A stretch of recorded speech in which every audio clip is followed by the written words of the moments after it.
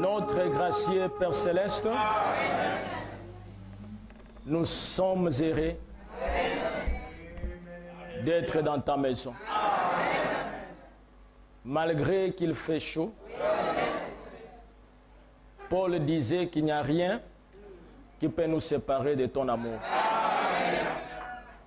Ni la maladie, ni la souffrance, ni la pauvreté, même pas aussi la chaleur. Rien ne peut nous séparer de ton amour. Nous avons chanté Shalom.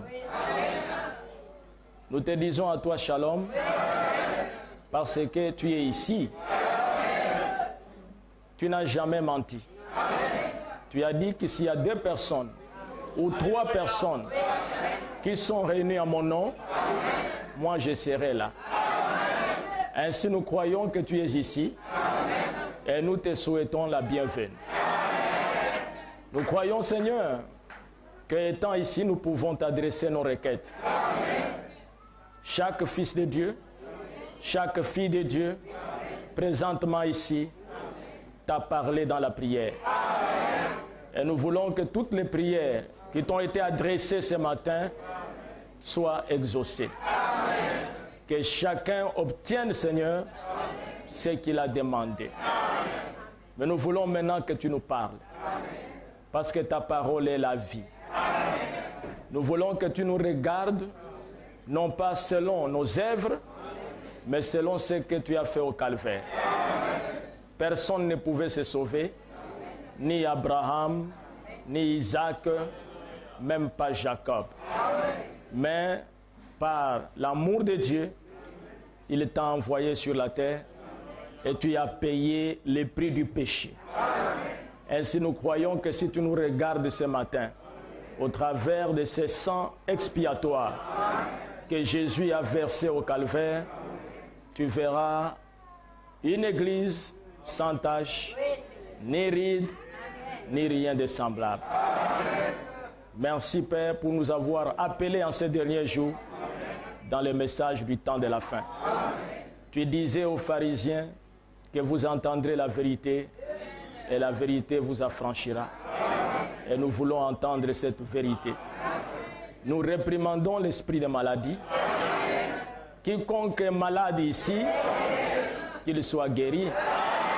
Et qu'au sortir d'ici, Seigneur, qu'il glorifie le Dieu qui l'a guéri.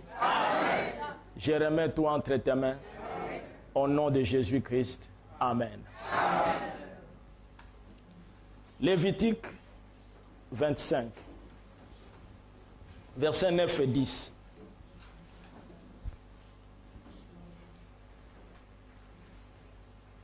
Le 10e jour du 7e mois, tu feras retentir le son éclatant de la trompette. Les jours des expiations, vous sonnerez de la trompette dans tout votre pays.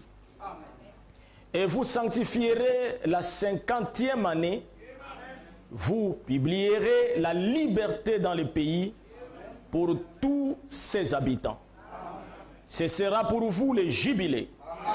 Chacun de vous retournera dans sa propriété et chacun de vous retournera dans sa famille. Que le Seigneur ajoute la bénédiction à l'étude de sa parole. Vous pouvez vous asseoir. N'est-ce pas que le Saint-Esprit nous conduit en toutes choses? Et le chantre a été loin. Il a été conduit à chanter selon l'esprit de la parole. Nous allons parler de la trompette du jubilé.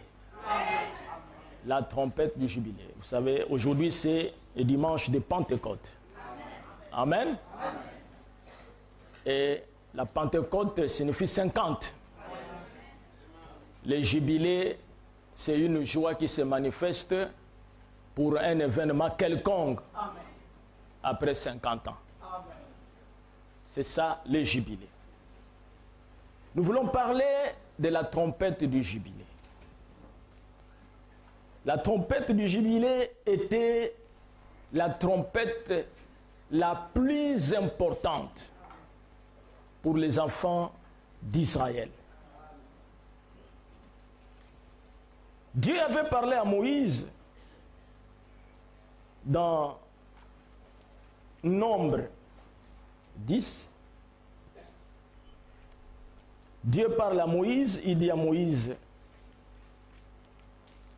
quelque chose qui devrait rester à perpétuité pour les enfants d'Israël. Nombre 10, verset 2. Nous lisons ceci. Commençons verset 1. L'Éternel parla à Moïse et dit, fais-toi 2 trompettes d'argent. Amen.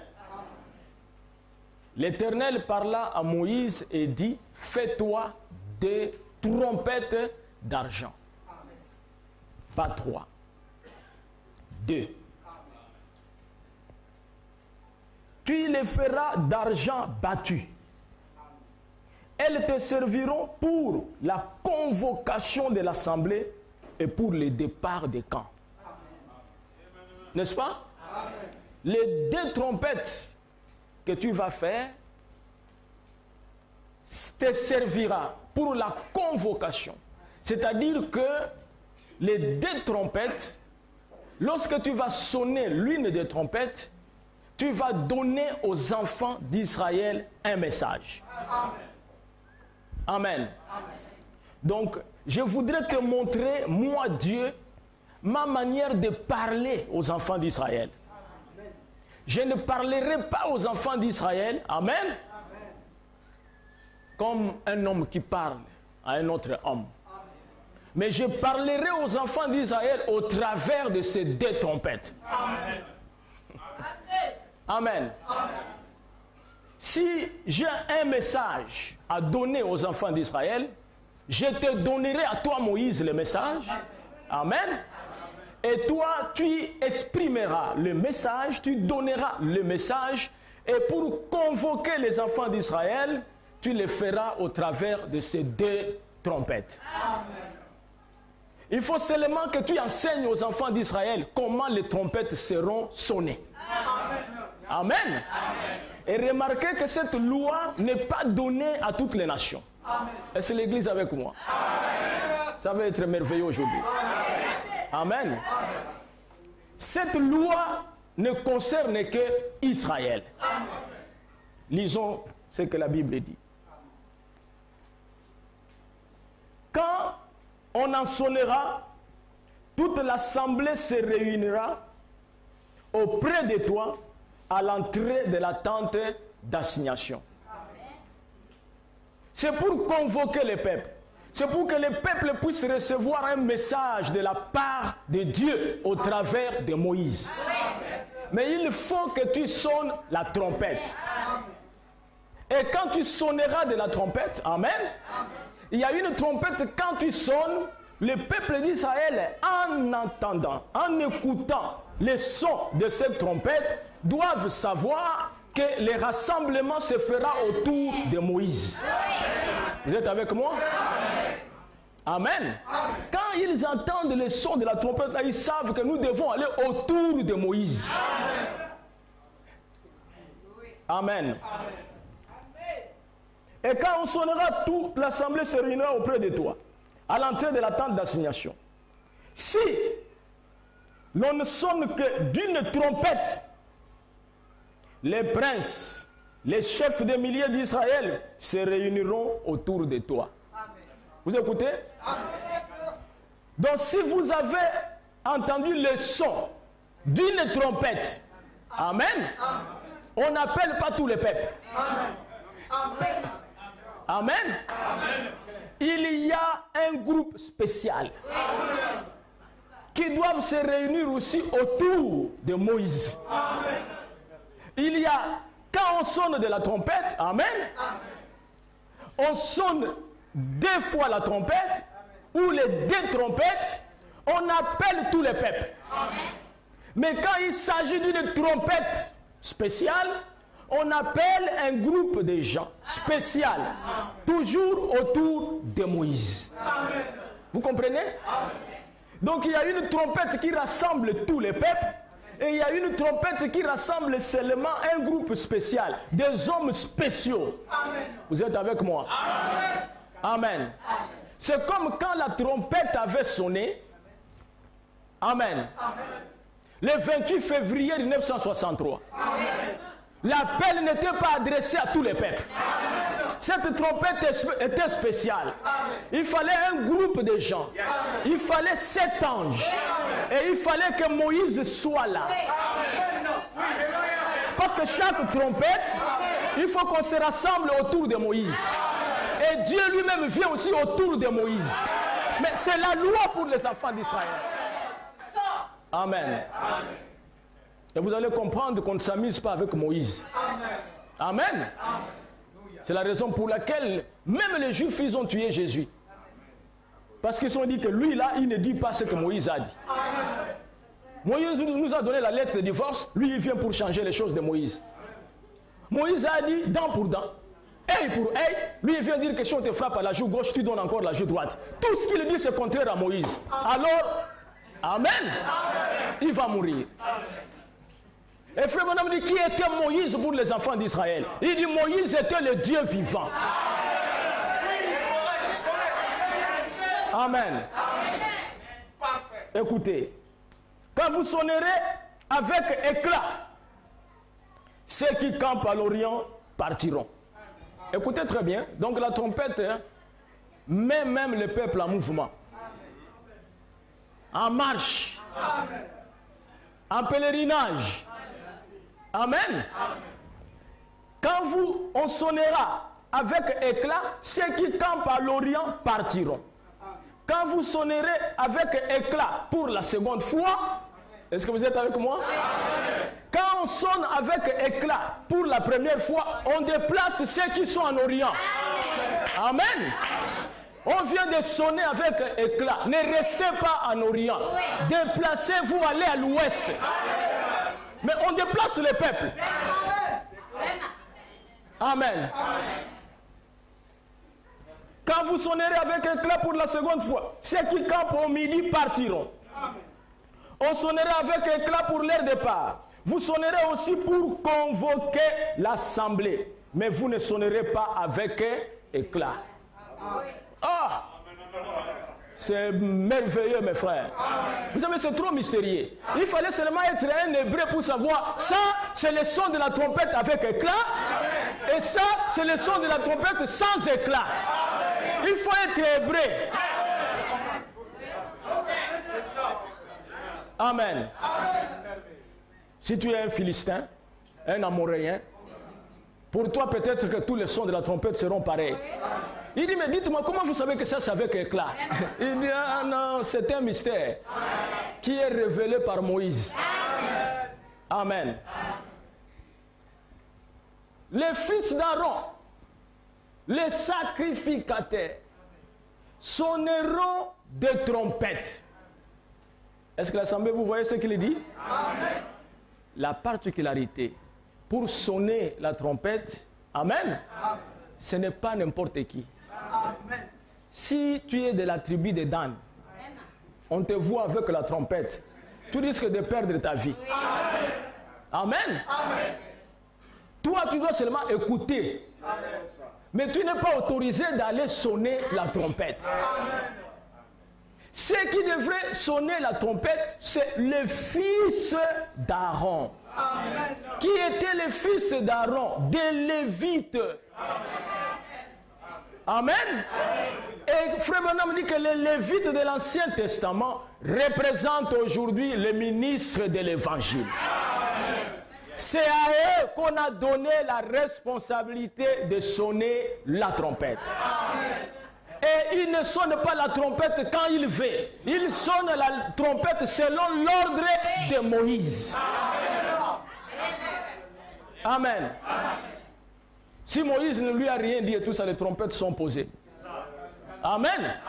Même si les gens viennent me voir que depuis très longtemps, vraiment, hein, Aaron, tu ne peux pas sonner la trompette, ça fait longtemps. Il dit, oh, vous pensez qu'on sonne ça comme ça? Oh, il faut que Moïse me donne l'ordre. Si Moïse n'a pas donné l'ordre, je ne sonne pas. Amen. Ça va me créer des problèmes. Amen. Ce sera une loi perpétuelle. Qu'est-ce que signifie perpétuelle? Donc une loi pour toujours. Ça sera une loi perpétuelle pour vous et pour vos descendants.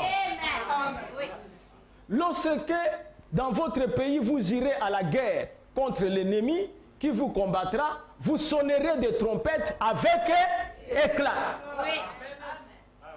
Et vous serez présents au souvenir de l'Éternel, votre Dieu, et vous serez délivrés de vos ennemis.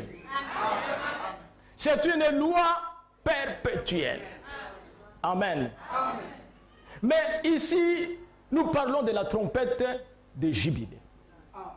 La trompette la plus importante. Le son de la trompette la plus importante pour les enfants d'Israël. Alors, Dieu a donné aux enfants d'Israël une loi concernant l'esclave. Amen. Qu'est-ce qu'il a dit concernant l'esclave?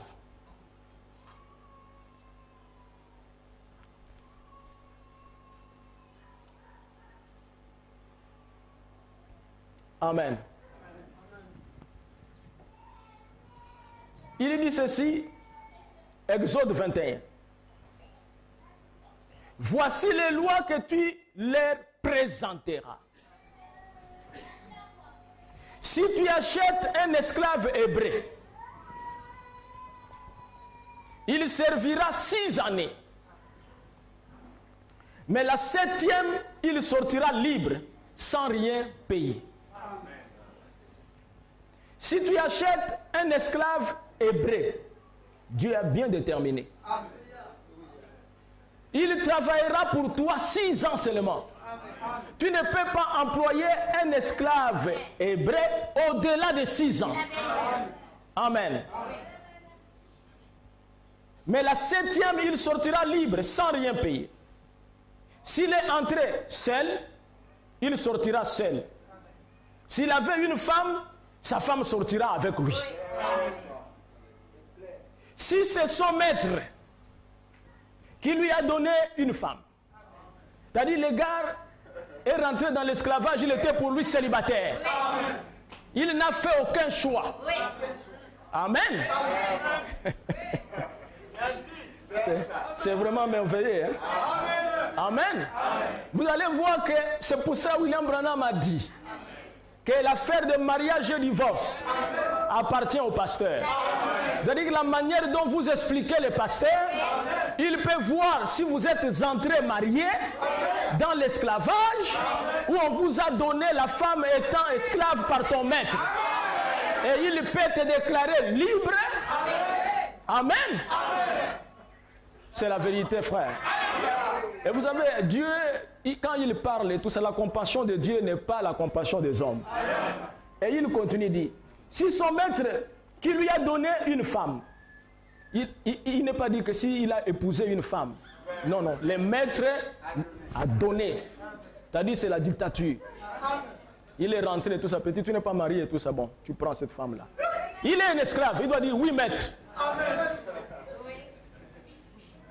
Si son maître qui lui a donné une femme et qu'il en ait eu des fils ou des filles, la femme et ses enfants seront à son maître. Amen. Et il sortira seul. C'est très fort, hein? Amen. Amen. Quelqu'un il rentre, il prend la femme, le maître lui, il fait des enfants, il aime ses enfants, il est bien. Les jours de la trompette du jubilé, on lui dit, les gars, tous les enfants. Amen. Il dit, non, mais est-ce que je peux amener même Junior? Il dit, la loi ne te permet pas. Amen. Quand tu es venu ici, est-ce que tu avais les enfants? Est-ce que tu avais la femme? C'est moi qui t'ai donné la femme. Donc, la femme et les enfants resteront pour son maître. Et si l'esclave dit, j'aime mon maître, oui, parce que c'est son droit. Amen. Amen. C'est son droit. La trompette du jubilé vient pour libérer l'esclave. N'est-ce pas? Mais l'esclave n'est pas obligé. Amen. Il peut bien entendre, on peut venir lui donner les explications. Tout, lui que ça c'est le jubilé, tu ne dois plus travailler dans cette plantation. Ça en est terminé. Mais si lui-même dit que je sais bien que le jubilé, mais j'aime. J'aime être un esclave. Amen. Amen.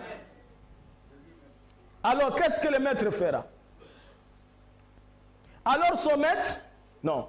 Si l'esclave dit j'aime mon maître, ma femme et mes enfants, je ne vais pas sortir libre. Alors son maître le conduira devant Dieu. Parce que c'est Dieu qui a donné la loi. Pour aller faire constater ça à Dieu. Il le conduira devant Dieu et le fera approcher de la porte ou du poteau. Et son maître lui percera l'oreille avec un poinçon. Et l'esclave sera pour toujours à son service. Amen. L'esclave sera toujours à son service. La loi ici concerne uniquement l'esclave hébreu. Amen. Amen.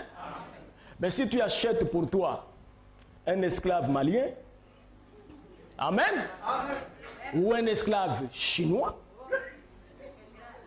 ou un esclave gabonais, amen, tu peux l'utiliser comme tu veux. Amen. La loi là ne concerne que l'esclave hébreu. Et vous savez, Dieu a parlé même aux enfants d'Israël au sujet de l'esclave hébreu. Nous allons prendre encore Lévitique 25, verset 35. Lorsqu'ils sont entrés dans leur pays, il dit ceci. Si ton frère devient pauvre, étant déjà dans les pays de la promesse, n'est-ce pas? Ce n'est pas que tout le monde est riche et tout. Ce sont des Hébreux, ce sont des Israélites, malgré qu'ils sont dans un pays prospère, malgré la prospérité.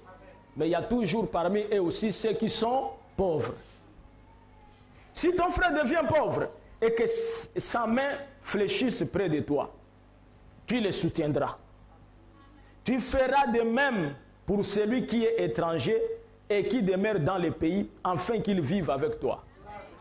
Hein? Cette loi ici d'esclave, si ton frère devient pauvre, c'est ton frère. Il ne faut pas le laisser comme ça, se moquer de lui. Amen. Amen. Tu as déjà vu là où il habite, mon frère, c'est comme une maison de chiens. Hein? Non, non, non, non, non, c'est ton frère. Amen. La loi dit que tu dois le soutenir. S'il devient pauvre, tu ne tireras de lui ni intérêt, ni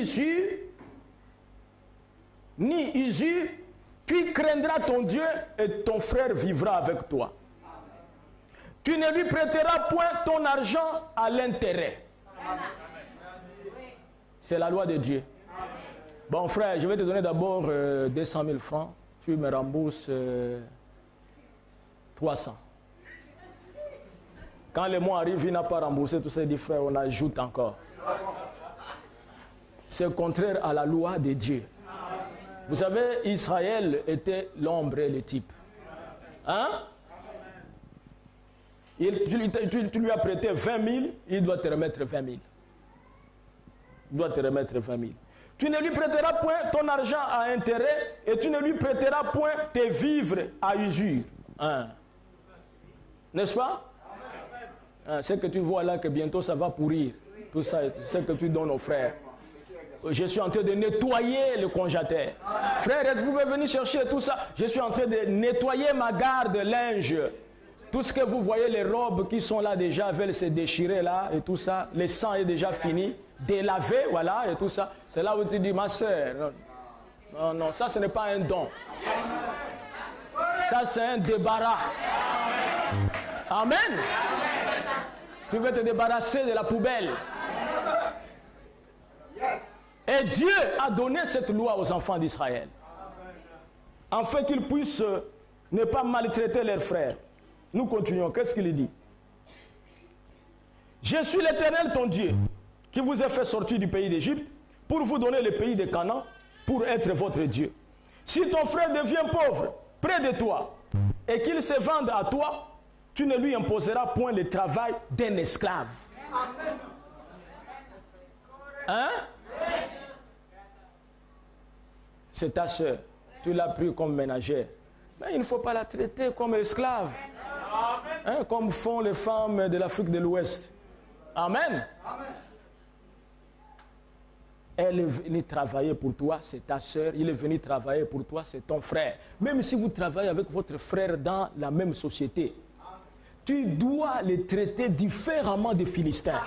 C'est la loi de Dieu, frère. Hein? Vous pouvez dire amen à ça? C'est la loi de Dieu.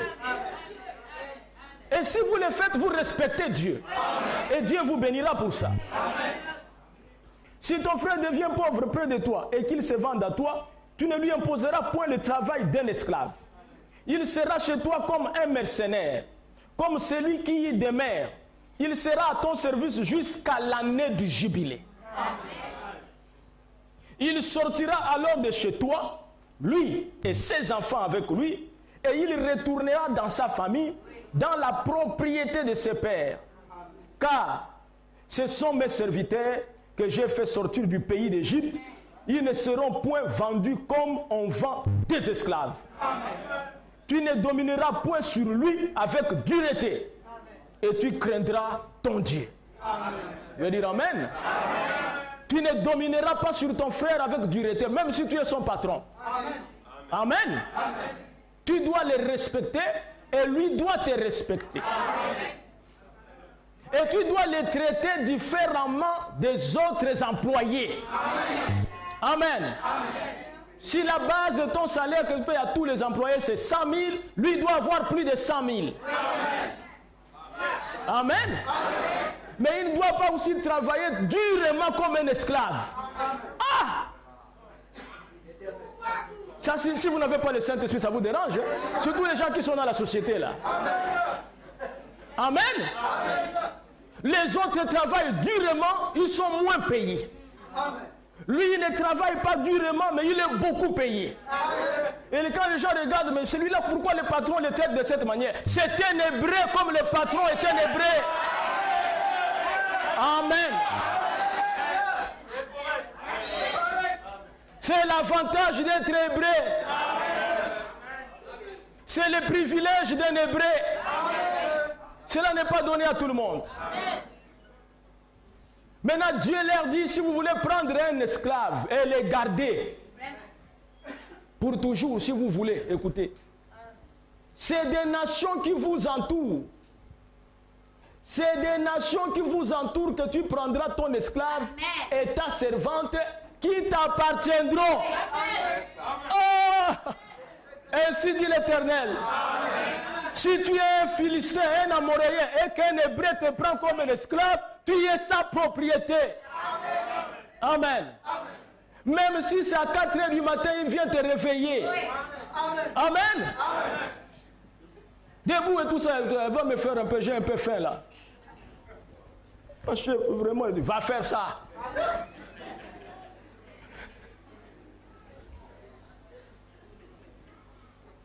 C'est d'elle que vous achèterez l'esclave et la servante.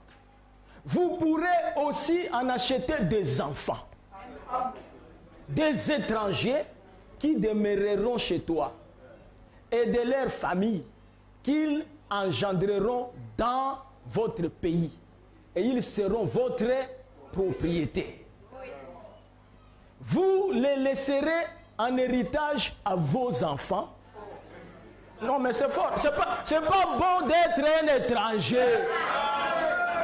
Ce n'est pas avantageux, frère. Il faut être un hébreu. Quand toi tu vas mourir, tes enfants prendront encore les mêmes esclaves. Vous les laisserez en héritage à vos enfants après vous, comme une propriété. Vous les garderez comme esclaves à perpétuité. Mais à l'égard de vos frères, les enfants d'Israël, aucun de vous ne dominera avec dureté sur son frère. Amen. Alléluia. Donc un étranger, même s'il entendait la trompette de jubilé et qu'il voyait ses amis esclaves hébreux en train de se réjouir, alléluia, merci Seigneur, le travail est terminé. Lui devrait savoir que moi je suis toujours là. Amen. Parce qu'il n'était pas concerné par cette loi. Si un étranger, si celui qui demeure chez toi devient riche, amen. Il n'était pas défendu qu'un étranger qui travaillait bien gagne son argent. Dieu est juste. Si l'étranger c'est un riche, il a bien travaillé, il a son argent, c'est bien. Et que ton frère devienne pauvre près de lui. Maintenant c'est l'hébreu qui est pauvre devant un étranger. Dans les pays.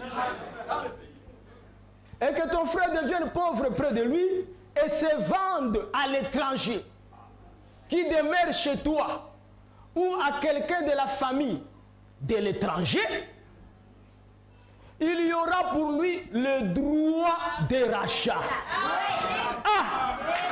Amen. L'étranger ne peut pas se réjouir que comme vous nous gardez à perpétuité, tu es venu chez moi. Non, Dieu dit que tu ne garderas pas, c'est un hébreu. Même si tu es riche et que l'hébreu est pauvre, tu es un étranger, il vient travailler à toi, il a le droit du rachat.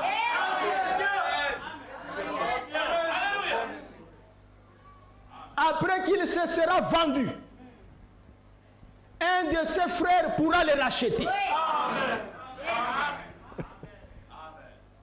Son oncle, ou le fils de son oncle, ou l'un de ses proches parents, pour les racheter, ou bien, s'il en a les ressources, il se rachètera lui-même. Amen. Un hébreu, il vient travailler chez toi, tu es riche. Il travaille, après il gagne même plus d'argent. Amen. Il peut se lever pour dire, bon, écoute, chef, à partir d'aujourd'hui, je te paye, je suis en train de partir. Amen. Tu m'as pris depuis quelle année? Nous allons compter. Parce que la base pour la vente, c'était l'année du jubilé. Si l'année du jubilé était très très loin, la propriété coûtait trop cher. Mais si l'année du jubilé c'est dans 2 ans, tu me vends maintenant ta maison et tout, je vais discuter mon ami. Je vais te donner tout cet argent-là, dans 2 ans, la trompette va sonner. Tu vas récupérer ton affaire. Non, comme tu souffres là, prends seulement quelque chose là et tout ça, c'est tout. Parce que bientôt on va me prendre ça. Mais si l'année du jubilé doit encore durer 45 ans, ça coûte plus cher. N'est-ce pas? Amen. Mais ici, il dit que s'il ne peut pas se racheter lui-même, il comptera avec celui qu'il a acheté depuis l'année où il s'est vendu jusqu'à l'année du jubilé. Et le prix à payer dépendra du nombre d'années lesquelles seront évaluées comme celles d'un mercenaire. S'il y a encore beaucoup d'années, il paiera son rachat à raison du prix de ces années et pour lesquelles il a été acheté. S'il reste peu d'années jusqu'à celle du jubilé, il en fera le compte et il payera son rachat à raison de ces années. Donc nous remarquons ici que l'esclave hébreu ne pouvait pas être gardé esclave à perpétuité. N'est-ce pas? Et cette année du jubilé, Frère Branham dit ceci, le retour et le jubilé, par inspiration, pas simplement par des mathématiques. Josué, inspiré par Dieu, a attribué à chacun de ces patriarches sa position, très précisément leur place selon leur nom. Amen. Quelle image est ainsi placée devant nous de Dieu dans son chef-d'œuvre? Personne d'autre que Dieu n'aurait pu faire cela. Il n'y a aucun moyen de le faire. Dieu seul le pouvait. Josué a réparti le pays aux enfants d'Israël selon leur naissance. Amen. Amen. et il les a positionnés. Et ils ont reçu un héritage qui ne devrait pas appartenir à une autre tribu. L'héritage donné à Manassé restait à perpétuité pour Manassé. Amen. Ce qui faisait que si Manassé vendait son héritage ou quoi que ce soit, ça devrait revenir encore à Manassé ou au fils de Manassé à l'année du jubilé. Amen. Quand la trompette du jubilé sonnait. Or, personne d'autre ne pouvait prendre cette place. Ça devait être pour Israël seulement. Ils étaient les seuls à pouvoir prendre cette place, seulement eux. Et la bénédiction reposait sur cet endroit. Si on ne sait trop pourquoi ou au cours de ces années, ils perdaient leur héritage de quelque façon, il pouvait s'agir de la pauvreté. Ça pouvait être d'une manière ou d'une autre qu'ils avaient perdu leur héritage alors que leur père, l'un d'eux, léguerait cela à son fils. Lui, le léguerait à son fils. Cela appartenait à cette tribu. Ça appartenait à ce peuple. C'était un héritage pour toujours. Et un homme qui vendait un terrain ou une maison, mais qui se trouvait dans une ville entourée de murs. Qu'est-ce qu'il devrait faire? Si on vendait une maison qui était dans une ville entourée de murs, Frère Branham dit,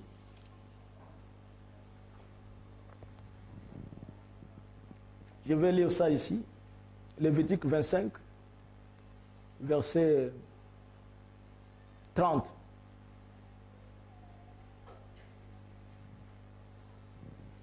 On commence au verset 29. Si un homme vend une maison d'habitation dans une ville entourée de murs, il aura le droit de rachat jusqu'à l'accomplissement d'une année depuis la vente. Son droit de rachat durera 1 an. Vous ne pouvez pas comprendre ces lois juives. Hein? Il faut qu'on vous explique cela. Sinon vous allez lire la Bible et vous ne comprendrez rien.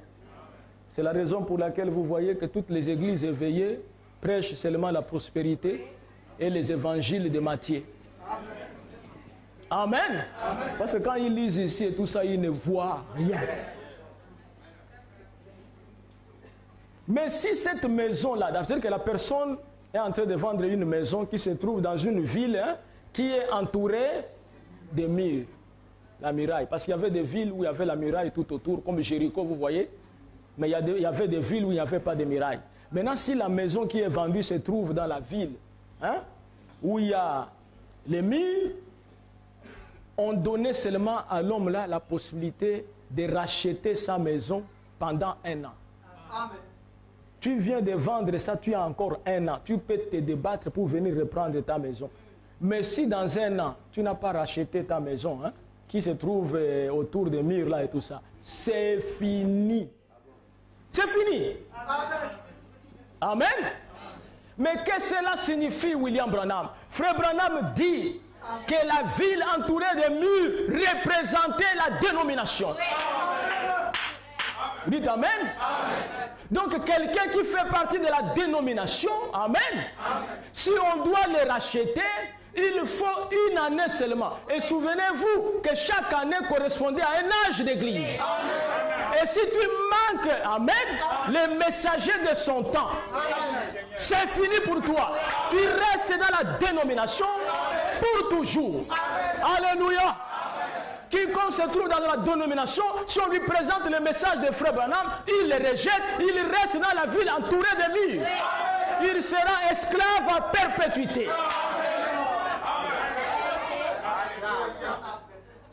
Amen. On te donne seulement 1 an.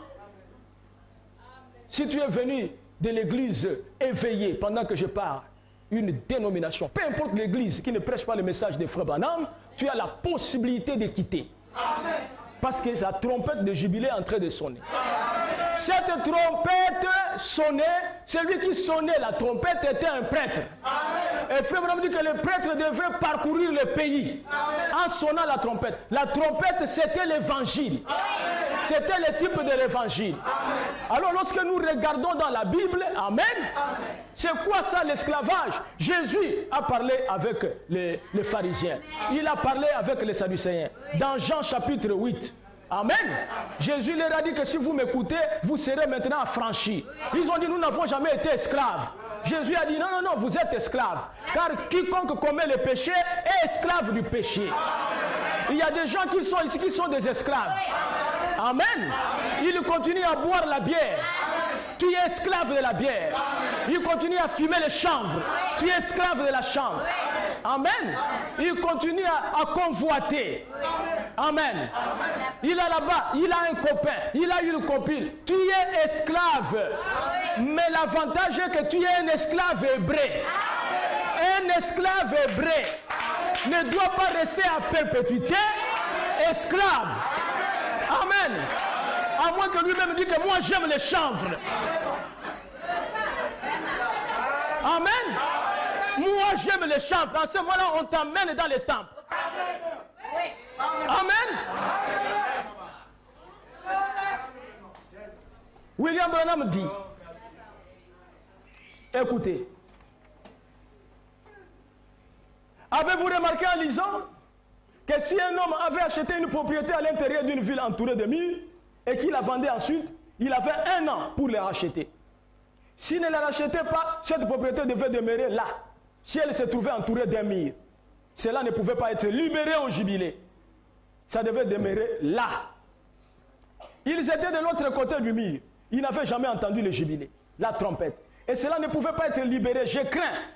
Frère Branham dit, pourquoi il ne veut pas être libéré à la trompette du jubilé?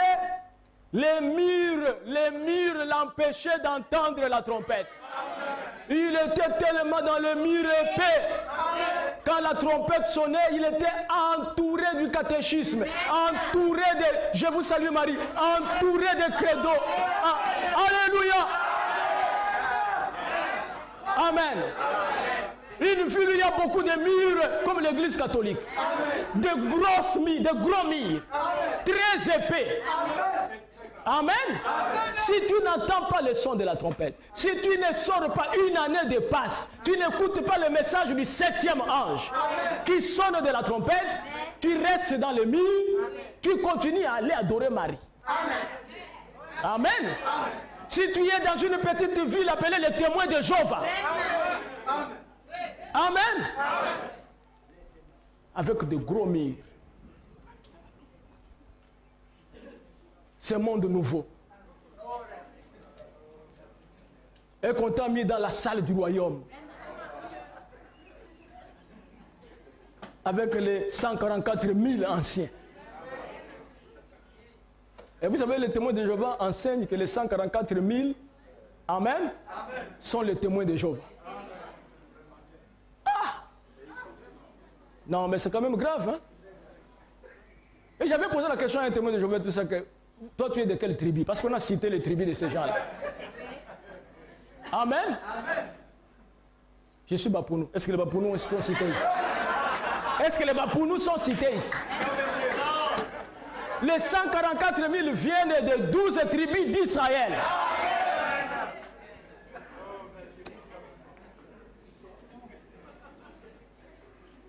Nous étions dans l'esclavage. Amen. Et Dieu devrait sonner aussi la trompette du jubilé. Remarquez que cette trompette, on l'a sonnée après 7 sabbats d'année.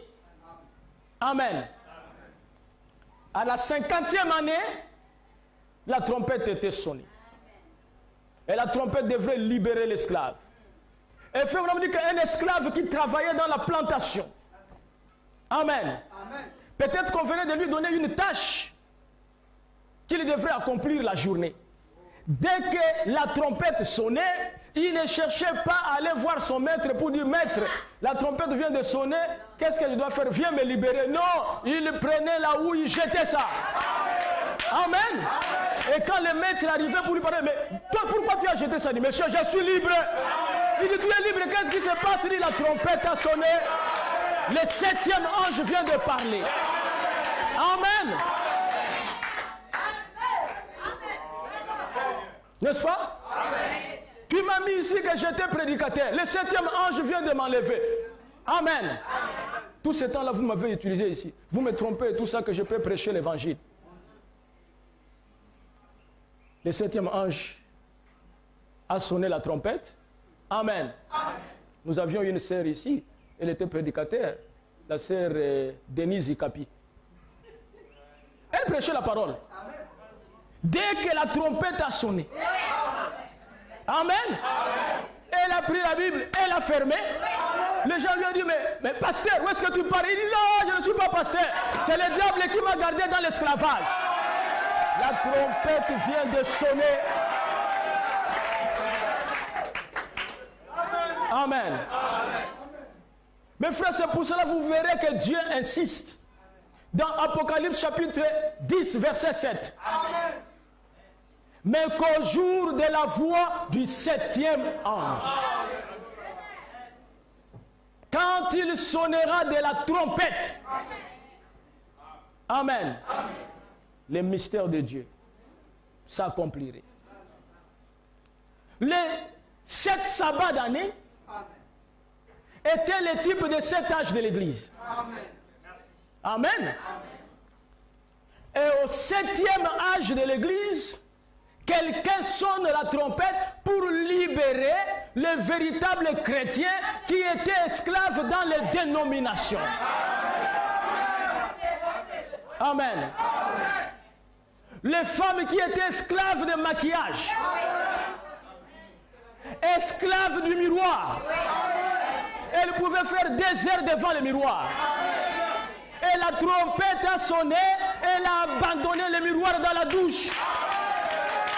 Elle dit, Dieu m'appelle. Si vous n'écoutez pas la trompette du jubilé, qu'est-ce qui se passe? Votre maître vous amène au temple. C'est au temple. On va prendre un instrument pointu, l'oreille, point, on perce l'oreille. Amen. On perce l'oreille, on te met une boucle. Les signes, la foi Vanam dit, c'était le type et l'ombre de la marque de la bête. La marque de la bête. Et vous remarquerez que la marque de la bête est reçue presque par tous les habitants de la terre. N'est-ce pas? Apocalypse nous dit ceci. Nous aimons l'Apocalypse, n'est-ce pas? Voilà. Ils ne savent pas que ce qui se passait dans l'Ancien Testament, c'est ce qui se passe aujourd'hui dans le Nouveau Testament. Voilà. Il est dit ceci, Apocalypse 13.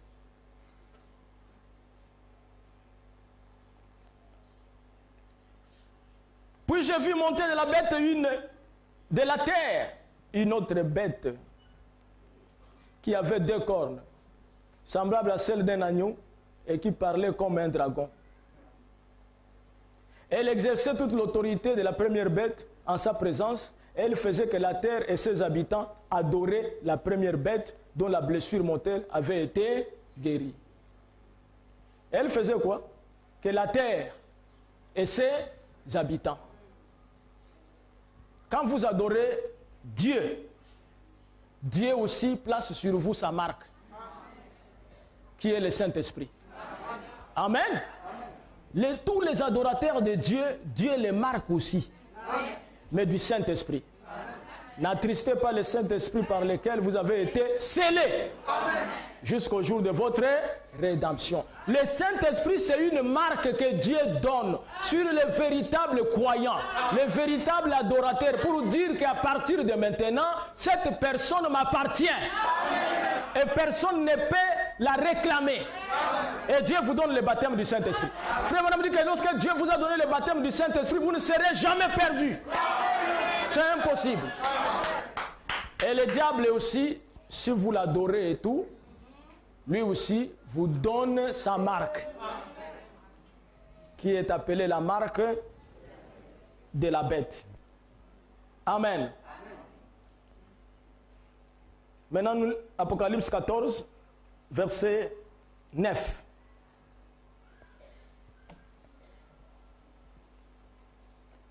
Et un troisième ange le suivit en disant d'une voix forte: si quelqu'un adore la bête, c'est un ange, c'est un messager.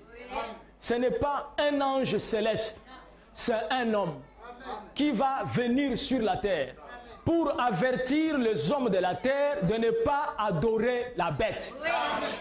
Et cet homme-là connaît, amen, les conséquences qu'il y a d'adorer la bête. Et il est appelé le troisième ange. Si quelqu'un adore la bête et son image et reçoit une marque sur son front ou sur sa main, il boira, lui aussi, du vin de la fureur de Dieu, versé sans mélange dans la coupe de sa colère. Et il sera tourmenté dans le feu.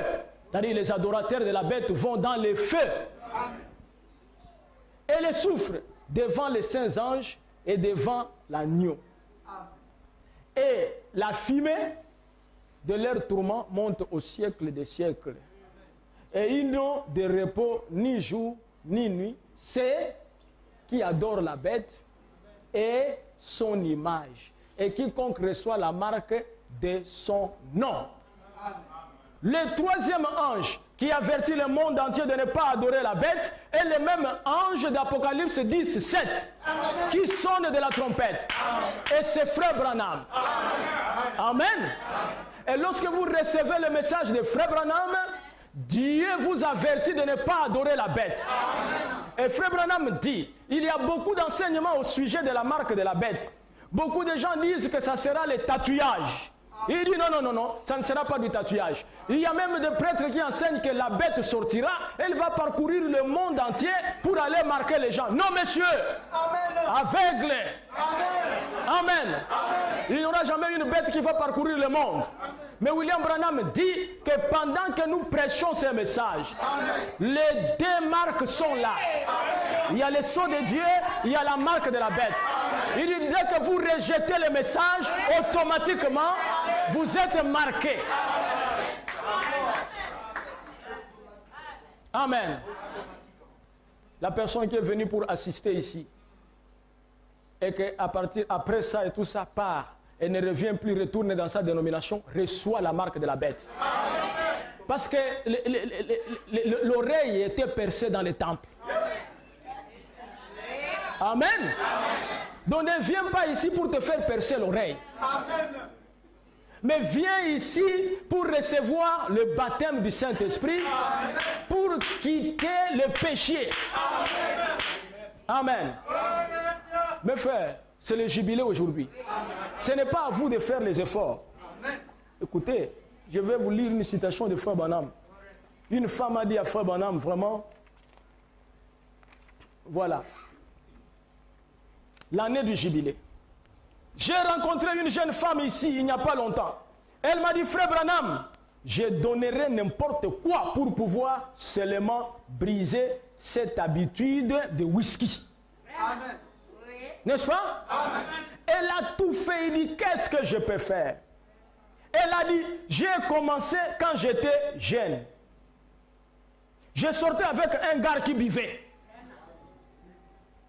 On a commencé à mélanger les boissons. Et je suis devenu une véritable esclave de la boisson. Amen. Si je n'en ai pas, a-t-elle dit, je deviens folle. Si seulement je pouvais m'en débarrasser. J'ai dit, vous ne pouvez pas le faire vous-même. Mais je connais quelqu'un qui peut vous en délivrer. Amen. Et peut-être que vous vous trouvez dans les mêmes conditions de cette femme. Pour elle, c'était le whisky. Pour vous, ça peut être autre chose. Ça peut être la convoitise. La convoitise de la chair. Amen. Ça peut être la cigarette. Ça peut être aussi la boisson. Ça peut être les chanvres. Ça peut être les mensonges. Ça peut être les séries de télé. Les séries que vous suivez. Si vous n'avez pas suivi les séries, vous devenez folle. Mais si je trouvais quelqu'un qui peut m'en débarrasser, il y a quelqu'un. Il s'appelle Jésus-Christ. Abandonnez-vous seulement.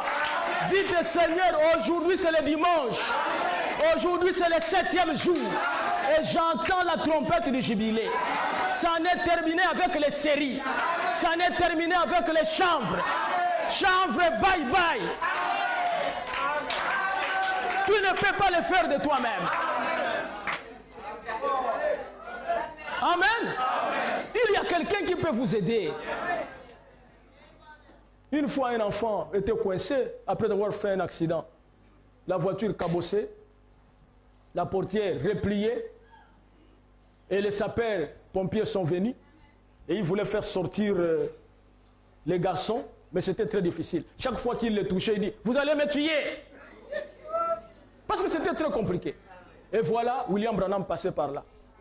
Il garde sa voiture, il revient, il voit le spectacle. Il dit, vous allez me tuer. William Branham dit, stop. Amen. Amen. Il dit, jeune homme, à partir de maintenant, tu dois dire, Jésus, sauve-moi. Et il était là, il regardait. Frère Branham dit, Jésus, sauve-moi. Et le gars dit, Jésus, sauve-moi. Et frère Branham tourne autour de sa voiture. Jésus, sauve-moi. Frère Branham, Jésus, sauve-moi. La portière cabossée se redresse. L'enfant sort. Oh, peut-être votre vie est cabossée. Est cabossée depuis longtemps. Cabossée par la bière. Cabossée par les chanvres. Cabossée par les adultères. Crie seulement Jésus, sauve-moi. Pendant que nous tournons autour de toi. Pendant que le message tourne, dis seulement Jésus, sauve-moi. Amen. Il est le même hier, aujourd'hui, éternellement. Oh, pasteur, je ne peux pas me débarrasser des mèches. Dis seulement Jésus, sauve-moi. Je me trouve sur un véhicule de mèches qui est cabossé.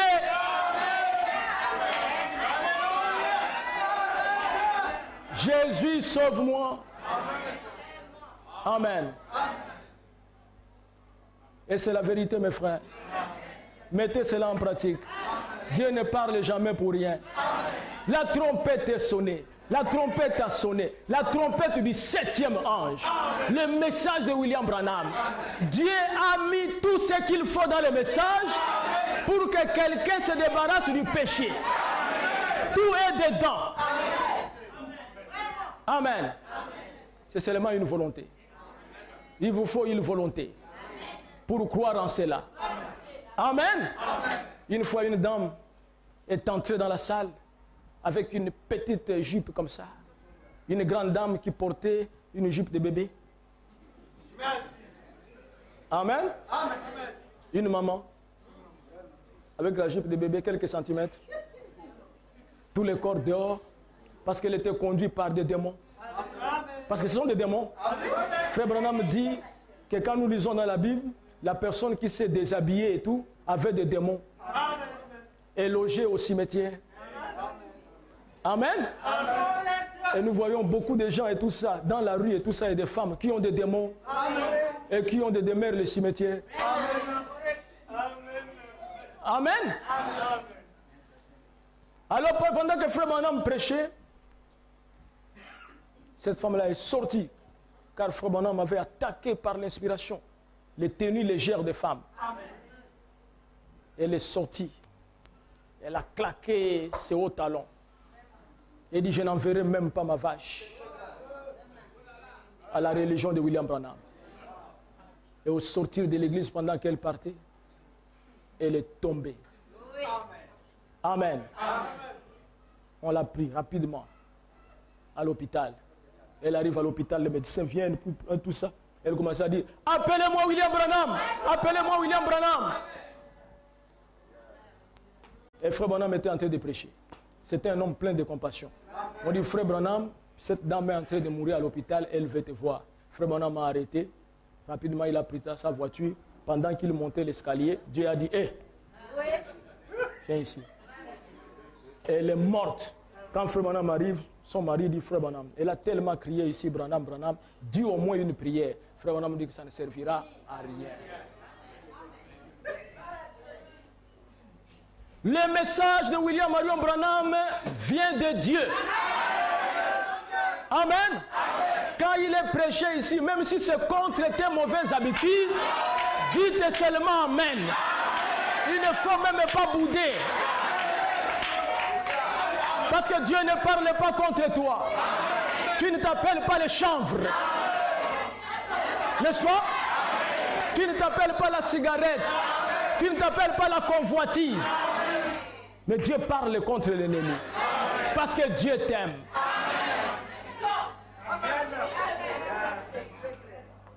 Le jubilé. La liberté. Frère Branham dit que Jésus lui-même, quand il est venu, c'était pour le jubilé. C'était pour libérer les gens. Vous savez, dans les 70 semaines de Daniel, frère Branham dit que lorsque il avait parlé que l'âge de la Odyssée prendra fin en 1977, il ne savait pas que 1977 serait le 70e jubilé d'Israël depuis Lévitique 25. Amen. Et depuis 1977, et aujourd'hui nous sommes en 2017, amen, ça fait 40 ans. Oui. Et il nous reste 10 ans pour un autre jubilé. Oui. Et ça sera le jubilé de l'enlèvement. Oui. Peut-être. Tel que vous êtes là et tout ça, vous n'allez pas vieillir. Amen. Le message est clair. Amen. Dieu a parlé. Amen. Nous sommes au temps de la fin. Amen. Amen. Dieu ne peut pas travailler avec nous au même moment avec Israël. Amen. Israël attend. Amen. Il attend qu'il puisse clôturer avec nous. Amen. Tout est déjà arrivé à la fin. Amen. J'ai pitié de ceux qui rejettent le message. J'ai pitié. Pourquoi pouvez-vous choisir aller en enfer? Seulement, c'est parce que vous voulez porter les boucles d'oreilles. Vous ne voyez pas que c'est une forme d'idiotie? C'est vrai. Pourquoi vous allez refuser d'aller au ciel? Parce que Branham vous avait dit que vous devez porter de longues robes. Ce qui est même moralement, amen, reconnu même par des païens sérieux. Un païen sérieux qui n'a pas le Saint-Esprit. Amen. Il y a encore des parents. Il va voir sa fille. Il dit, non, mais toi, pourquoi tu t'habilles comme ça? Je ne vais pas te voir avec des habits comme ça. Ce n'est pas qu'il a le Saint-Esprit, non. Il a une conscience et c'est un homme sérieux. Mais à plus forte raison, vous qui prétendez avoir le Saint-Esprit. Frère Branham a vu la déchéance morale. En 1933. En 1933. Et aujourd'hui, c'est une réalité. Frère Branham a vu le Conseil écuménique mondial.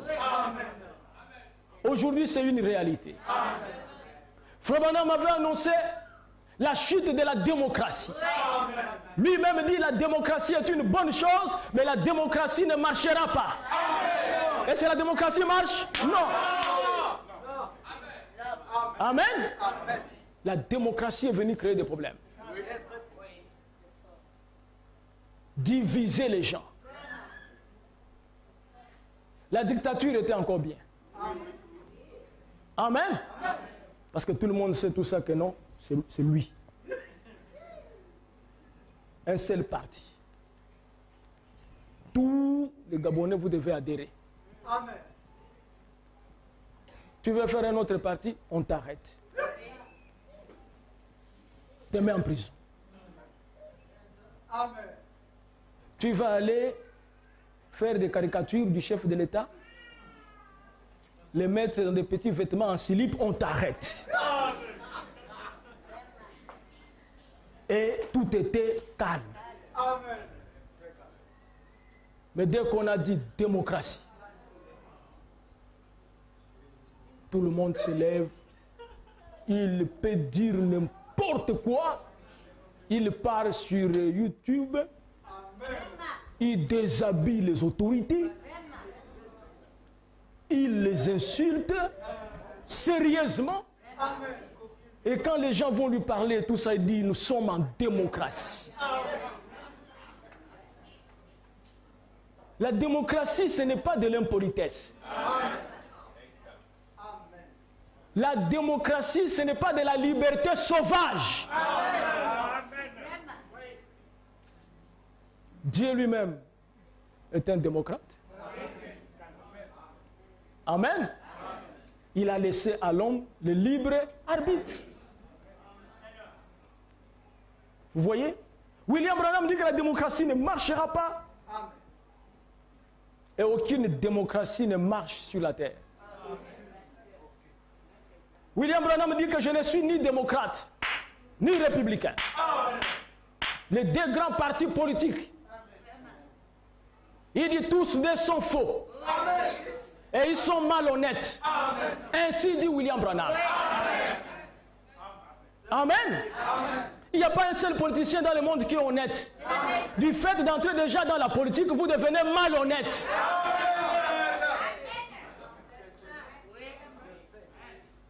Amen.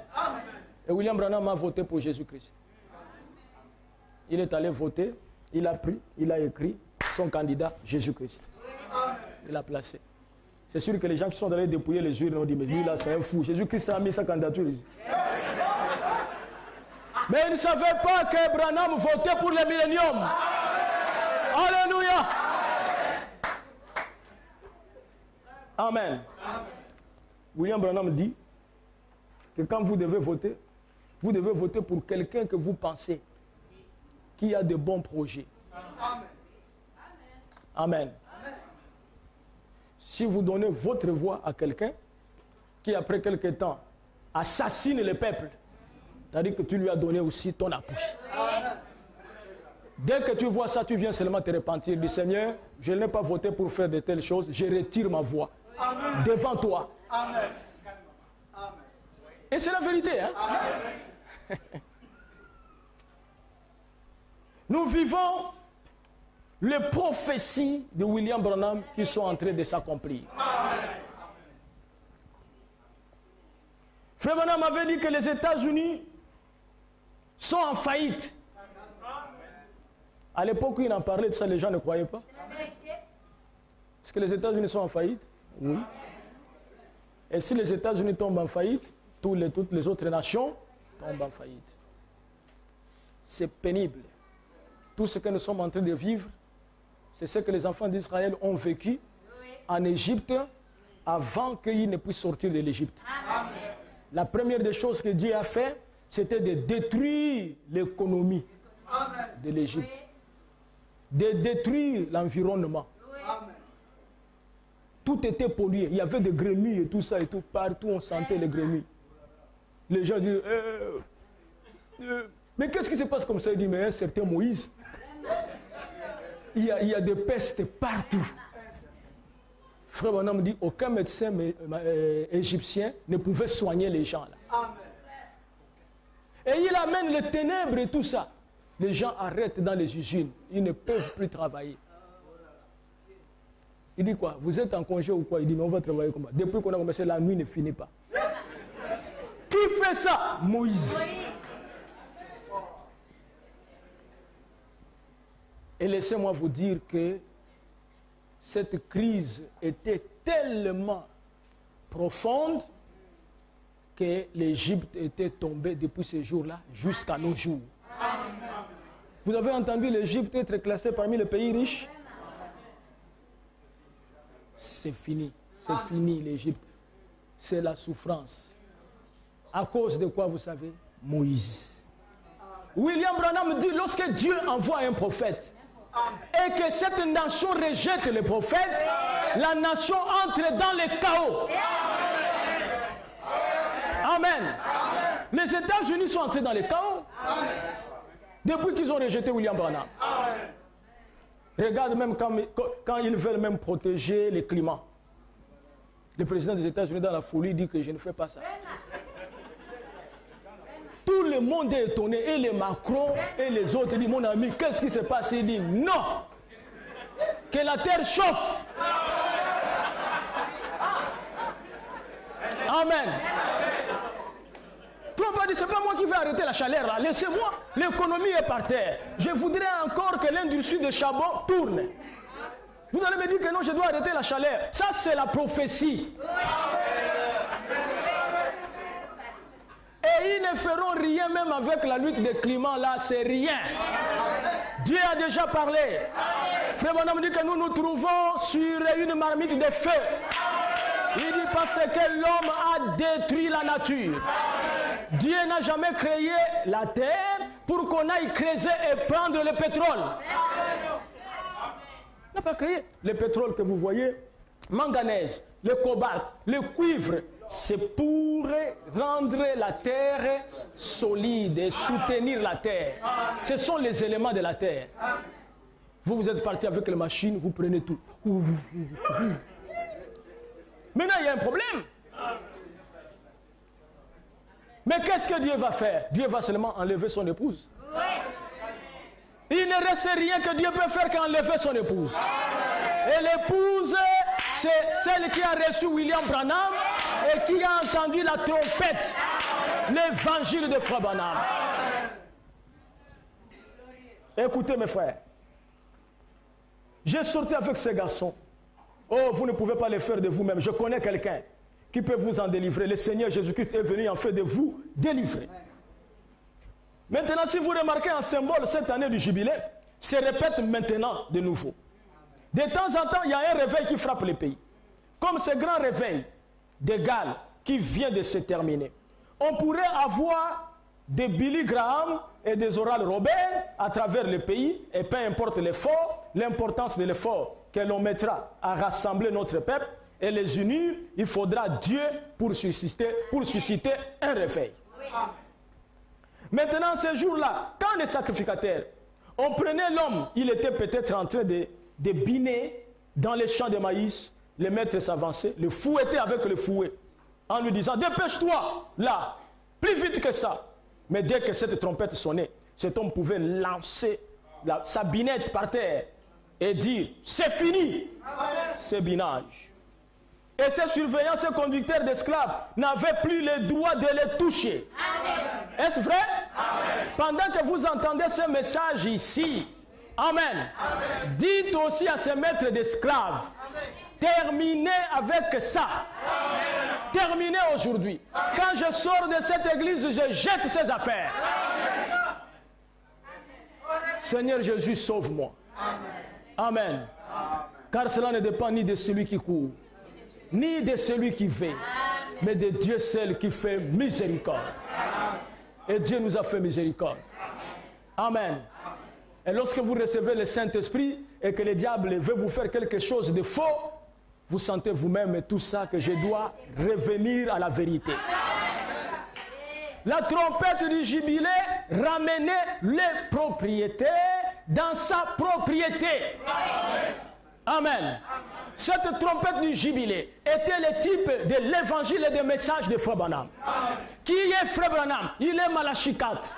Mais qu'est-ce qu'il vient faire? Il vient ramener la foi. Amen. Donc, quand on dit qu'on te ramène dans ta propriété, c'était d'abord ta propriété. Amen. Et tu es sorti de cela. Oui. Mais il faut maintenant retourner. Amen. Et nous, si nous avons perdu notre propriété, qu'est-ce que l'Église a perdu? L'Église a perdu la foi. L'Église a perdu la parole. Mais il fallait que la parole soit restituée pour que nous ayons la foi. C'est pour ça qu'on dit qu'on ramènera les cœurs des enfants à leur père.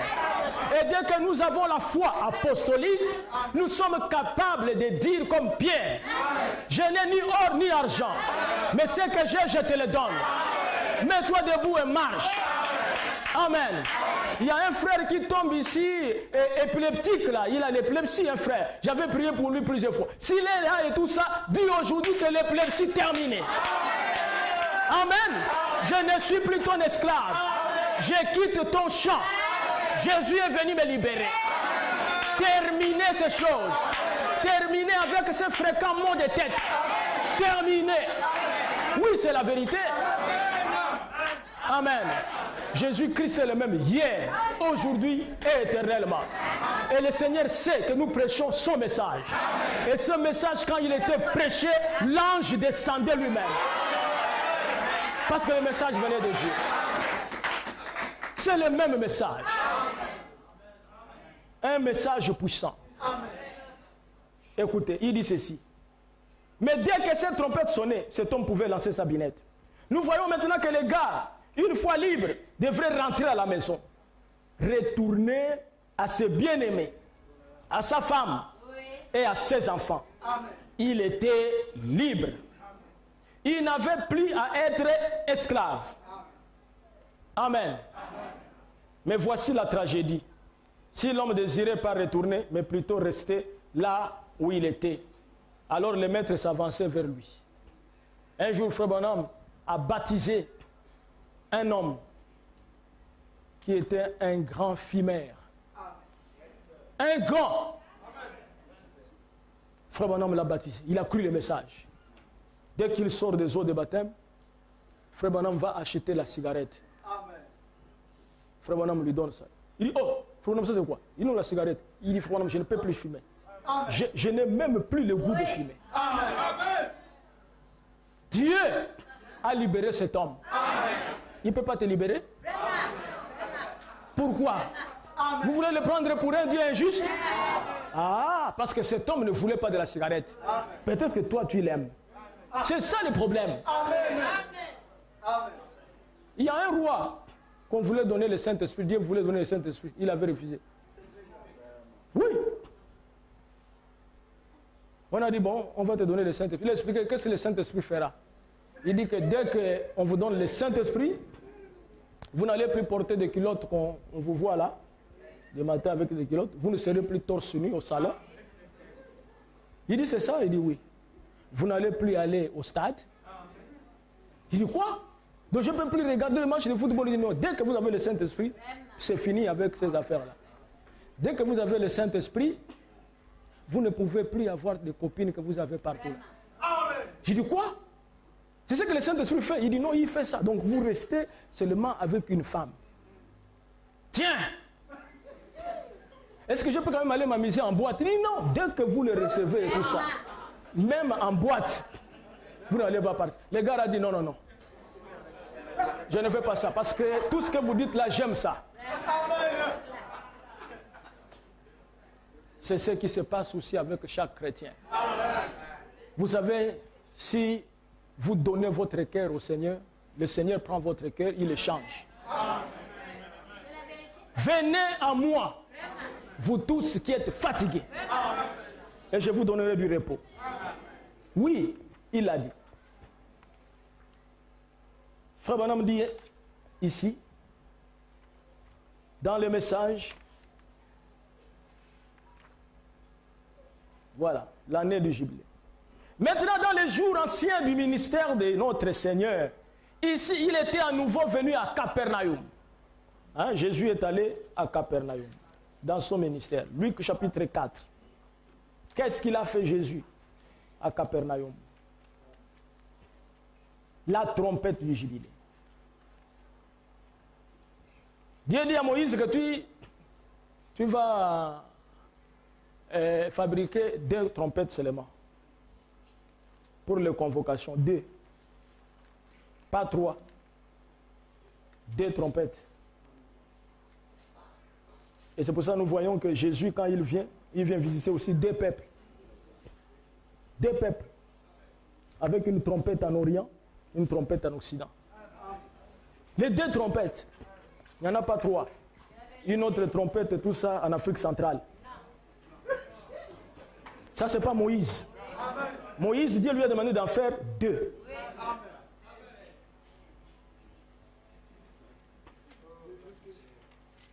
Oh non, bien mes frères, moi aussi je manifeste le Fils de l'homme. C'est quelle trompette? C'est quelle trompette? Voilà. Luc 4, verset 16. Il s'est rendu à Nazareth où il avait été élevé. Et selon sa coutume, il entra dans la synagogue le jour du sabbat. Il se leva pour faire la lecture. Et on lui remit le livre du prophète Ésaïe. L'ayant déroulé, il trouva l'endroit où il était écrit. Donc, il déroule le livre, il commence à lire le rouleau. Et vous savez, il n'a jamais été inscrit à l'école. Non, il n'était pas inscrit à l'école, même pas en maternelle. Rien du tout. Dès qu'il a commencé tout ça, on l'a mené déjà un petit pour aller aider Joseph dans les affaires du bois. Comment il pouvait alors lire? Il était Dieu lui-même. Savez-vous? Il était Dieu lui-même. J'ai toujours dit à nos amis musulmans que je ne peux pas être un musulman. Il dit, mais pourquoi? Il dit, j'ai des difficultés pour apprendre l'arabe. Alors, comme votre Dieu n'entend que l'arabe, je n'aurai jamais à lui parler.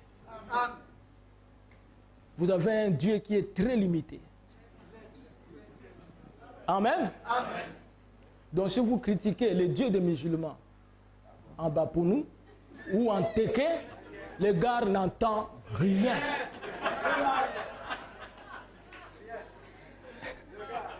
Mais c'est un Dieu dangereux.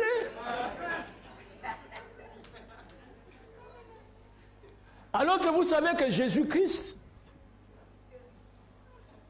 il connaît toutes les langues qui existent, même celles qui ne sont pas encore là. Amen. Et il entend tout. Quand il est arrivé devant Abraham, il a parlé avec Abraham en hébreu. Amen. Et quand Sarah a ri et tout ça, il a entendu. Hein? Sarah parlait aussi en hébreu, en elle-même. Il a dit, tu crois que je suis Allah et tout ça? Tu as ri.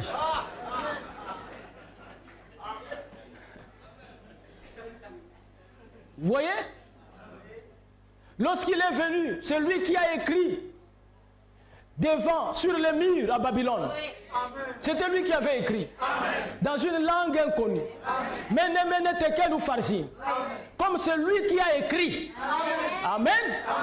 Cette langue n'existait pas parmi les hommes. Ils ont appelé les experts en langue. Ils sont venus, ils ont regardé et tout ça. Mene mene tekel ou farzin. Ce n'est pas le latin. C'est pas le latin. Le pape dit que ce n'est pas le latin. Amen. Amen. Mais c'est quelle langue? Langue inconnue. Et le pauvre roi était obligé d'aller chercher les sorciers. Il est allé chercher les sorciers. Les sorciers que certains chrétiens craignent. Les sorciers. Une petite écriture. Ils sont venus là-bas. Avec la cithare. Avec tout ce qu'ils ont. Hein? Avec le vaudou. Les crânes des anciens. Les rois disent tout ça, c'est bien. Lisez l'écriture. Lisez l'écriture, tout ça. Ah non, amène-moi d'abord les 3 cornes là et tout ça. Il dit, monsieur, vous avez trop d'instruments. Lisez-moi l'écriture. Aucun sorcier. Le roi a décidé de se débarrasser des sorciers. Et il dit, à partir de maintenant, vous allez mourir. Parce que vous n'arrivez pas à lire l'écriture. On vient lui dire, roi, vis éternellement. Il ne faut pas que tu puisses avoir le sang entre tes mains inutilement. Pour rien, vous allez tuer des hommes ici, pour rien. Aujourd'hui, au moins, tu viens de comprendre que c'est un groupe de menteurs qui n'ont aucun pouvoir surnaturel. Que personne roi ne vienne encore te dire quand tu as une douleur au niveau de la jambe que c'est un fusil nocturne parce qu'ils sont incapables. Amen. Ne crois plus à leur affaire là. Daniel était un chrétien comme vous et moi. Daniel était notre frère. Le Dieu de Daniel, c'est notre Dieu. Le Dieu de Daniel, c'était Jésus-Christ. Et Daniel est venu, il a lu l'Écriture. Et aujourd'hui, au temps de la fin, qui peut lire l'Écriture de l'Apocalypse? L'Apocalypse est écrit dans un langage inconnu. Amen. C'est dans un langage inconnu. Et j'ai vu quelqu'un qui était assis sur le trône. Et autour du trône, il y avait 4 êtres vivants. Il y avait un chandelier. Le premier être vivant était semblable à un lion. Le second, c'était comme un veau. Le troisième était comme un homme. Le quatrième était comme un aigle qui vole. Et du trône sortaient les éclairs et les étoiles. Et les tonnerres. Mystère. Et je me retournais pour voir la voix qui me parlait. Et j'ai vu au milieu de cette chandelier un homme vêtu d'une robe. Alléluia! C'est écrit dans une langue inconnue. Et tous les sorciers dénominationnels. Personne ne peut toucher cela. Ils sont là.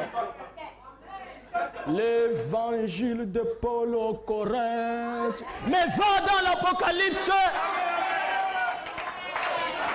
Amen. Viens aussi dire aux gens. Et j'ai vu une autre bête qui montait de la terre. Il ne touchait pas ça. C'est dans une langue inconnue. Et il fallait un homme. Un homme comme Daniel. Oh frère, je me sens religieux. C'est la vérité. Un homme comme Daniel. Car on a dit que l'Esprit de Dieu se trouve en cet homme. Amen.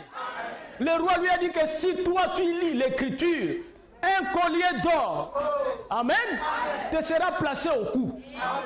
Et tu auras la 3e place dans le royaume. Parce que nous avons 2 places. Jusqu'à présent, le royaume n'a que 2 places. Nous avons seulement le Père et il y a moi le Fils. Mais le 3e, nous ne l'avons pas encore. Si toi, tu te mets à lire l'Écriture, on parlera de 3 personnes. On parlera du Père, on parlera de Jésus et on parlera de toi. Amen. C'est pour cela l'ange dit à Frère Branham, amène les gens à te croire. Et Frère Branham dit que vous pouvez croire Dieu le Père, vous pouvez croire Dieu le Fils, vous pouvez croire Dieu le Saint-Esprit. Après avoir crié à tous ceux-là, Dieu veut, Dieu veut, Dieu veut que vous croyez en moi. William Branham. Amen. C'est le grand mystère que les églises éveillées ne peuvent pas comprendre. Parce que vous n'avez pas lu l'Écriture. Et dès que Branham a interprété l'Apocalypse, comme Daniel avait interprété l'Écriture, c'était la fin du royaume des gentils. Et l'interprétation de l'Apocalypse à William Branham met la fin au royaume des gentils. Amen. Mais avant que la fin arrive, Daniel était élevé. Amen. Et il a été placé chef de tous les magiciens. Et je vais vous dire que Frère Branham aujourd'hui est le chef de toutes les églises, même organisées. Frère Branham est le chef du pape. Il est le chef de tout le monde. Alléluia. Parce que l'intelligence qui lui a été trouvée, personne n'a ça. Et qu'est-ce que le 7e ange est venu faire? Oh là là, je vais terminer par là. La trompette de jubilé. N'est-ce pas merveilleux? Frère Branham dit ceci dans le message. La fête le 7e sceau. Non, la fête des trompettes. Quelle belle citation. La longue période de 50 jours est passée. La fête de la Pentecôte est passée. 7 sabbats jusqu'aux trompettes. Un type du 7e âge de l'Église. Souvenez-vous, sous la 6e trompette, les Juifs, écoutez-vous, l'Assemblée dit Amen. Amen. Sous la 6e trompette, les pentecôtistes rejettent la Bible. Oui. Les pentecôtistes, ils rejettent la Bible. Les tièdes, pas seulement les pentecôtistes, mais tous les autres, le monde de l'Église rejette Christ. Et on les met dehors. Et dans la même trompette, et le même sceau plutôt, donc le 7e sceau, quand il a été ouvert pour montrer Jésus qui était à l'extérieur de l'église, cherchant à y entrer de nouveau, au même moment, la trompette sonne pour les Juifs et les Juifs reconnaissent l'expiation. Gloire, alléluia, oh là là. Regardez, je vais dire encore une chose. Soyez attentifs. Là, ne manquez pas ceci. C'est vraiment saisissant. Du message du 7e ange, le messager du 7e sceau. Dans Apocalypse 10, ce qui était le 7e sceau, jusqu'aux 7 trompettes, entre ces 2 moments-là. Et le message du 7e ange, sous la même trompette, la même chose en tout point. Exactement, les mêmes sceaux. C'est pourquoi, appeler les gens, qu'est-ce que le message fait? Dans la trompette, la 7e trompette, appeler les gens, l'épouse, à sortir de la tradition pentecôtiste et des traditions du monde pour se tourner vers la véritable expiation, la parole. Christ personnifié dans sa parole ici, fait chair parmi nous. La science l'a prouvé par des photos. L'Église le sait, dans le monde entier, nous le savons fermement, car il ne nous a jamais dit une seule chose, par ainsi dit le Seigneur, qui n'ait été la vérité. N'a-t-il pas dit là-bas, à la rivière, comme Jean-Baptiste a été envoyé, il en sera de même de ce message? Oui, la dernière trompette nous fait partir des traditions pentecôtistes. Ça nous fait partir des tremblotes, les sensations, les vases. Ça fait quitter les femmes des vases pour tourner vers l'expiation, le pardon des péchés. Christ personnifié. Christ sous la forme d'un homme. Oh, le pardon du péché. Dieu devient un homme. Et vous croyez cet homme. Et vous êtes pardonné. Et ça vient pour nous libérer. Amen. Ça nous libère, bien mes frères. Le 7e ange. Sa trompette libère l'épouse du péché. Tel que je me tiens ici, je suis sans péché. Tel que vous êtes là, vous êtes sans péché. Parce que vous avez cru à l'expiation. Amen. Jésus a dit, si vous ne croyez pas ce que je suis, vous mourrez dans vos péchés. Amen. Et aujourd'hui, c'est la même chose. Ce n'était pas Branham qui parlait, mais c'était Dieu qui parlait au travers d'un homme. Dieu parlait au travers des lèvres de William Branham. Amen. Et celui qui croit ce message ici, c'est la preuve que c'est un vrai fils de Dieu ou une vraie fille de Dieu. Quiconque rejette le message de Frère Branham passera par la tribulation. Amen. On ne négocie pas avec ça. Et lui-même aussi, William Branham, amen, il est venu au temps du soir pour récompenser les gens. Oui, Abraham, ses propres affaires étaient dirigées par un homme qui était son intendant. La Bible dit qu'il était le plus ancien et l'intendant de tous les biens d'Abraham. Et Jésus quand il est revenu et tout ça, il a dit que la récompense sera donnée aussi par un intendant. Amen. Au temps du soir. Et l'intendant d'Abraham était un gars de Damas. Amen. Un gentil. Un païen. Et Jésus aussi, dans son intendance, il a pris un païen. N'est-ce pas? Et au temps du soir, William Branham sonne la trompette avec éclat. Et quand il sonne la trompette avec éclat, il appelle, amen, il appelle un groupe spécial. Il appelle Paul, il appelle Irénée, il appelle Colomba, il appelle Martin. Et on les voit venir dans la nuée. Et Jésus aussi est appelé par la trompette.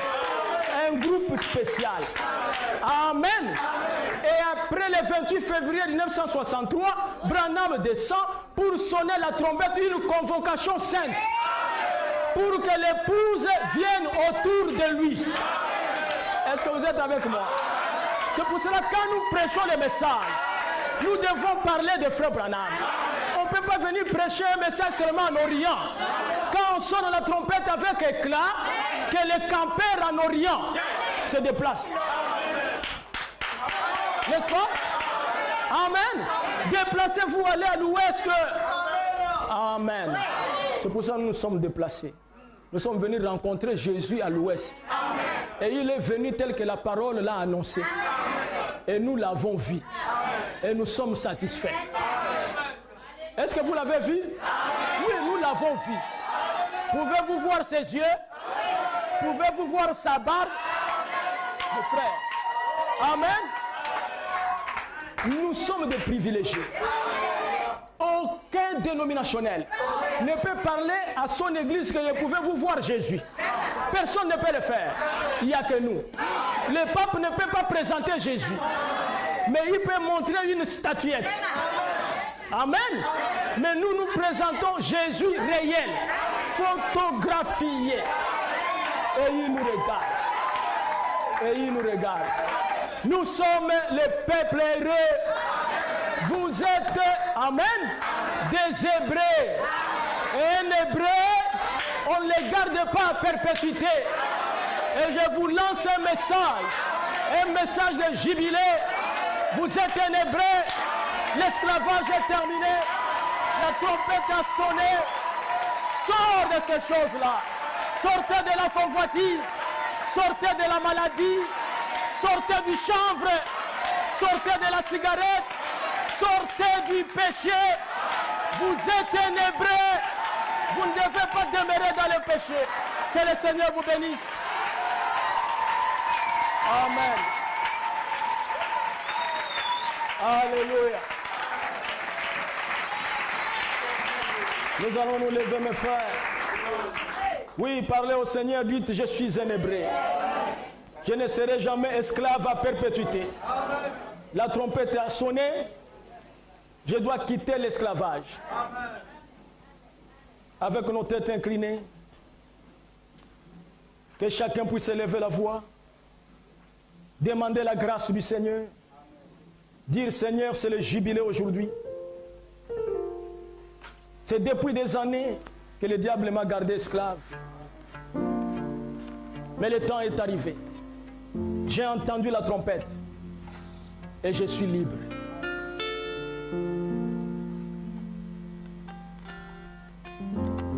El sauveur merveilleux, je possède.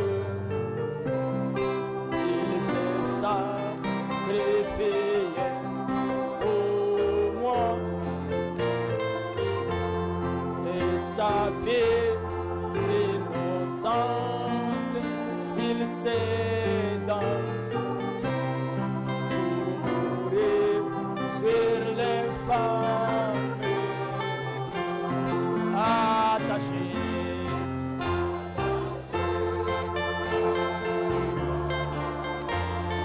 Je suis attaché à la croix. Jésus, il a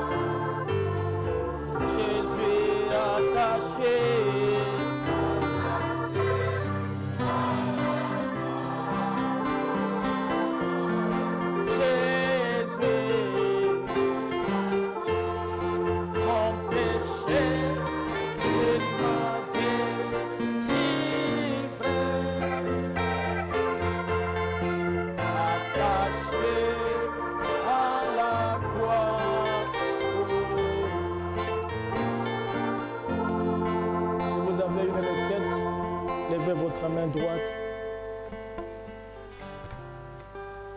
Seigneur Jésus, tu as été attaché à la croix pour chacun de nous.